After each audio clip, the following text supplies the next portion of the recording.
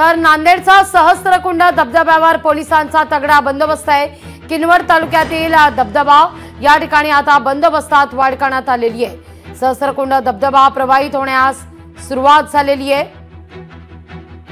आणि तो पाहण्याकरता या ठिकाणी मोठ्या प्रमाणावर गर्दी होत असते।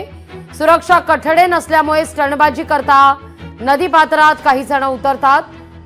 अशा वेळी बंदोबस्त या ठिकाणी आता वाढवण्यात येतोय। कालच आपण जर दृश्य पाहिली तर त्या ठिकाणी बॅरिकेडिंग केलेलं असताना देखील काही स्टंटबाजांनी धबधब्यात जवळ जाण्याचा प्रयत्न केलेला आहे। आता यावर नजर ठेवण्याकरता बंदोबस्तात वाढ करण्यात आलेली आहे।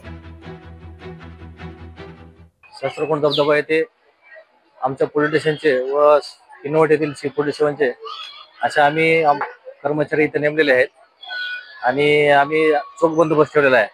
कुठल्याही दुर्घटना होऊ नये, कुणी पाण्यात उतरू नये यासाठी आम्ही सर्वतोपरी प्रयत्न करून आमच्या बंदोबस्तासाठी अंमलदार नेमलेले आहेत। हे असे पर्यटक विदर्भातून हौशे येतात इथं आणि ते तिकडून नदी क्रॉस करून येण्याचा प्रयत्न करतात विदर्भातून।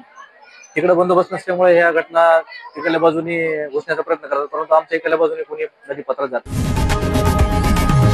लोकशाही मराठी ऐका, पहा, जागरूक रहा।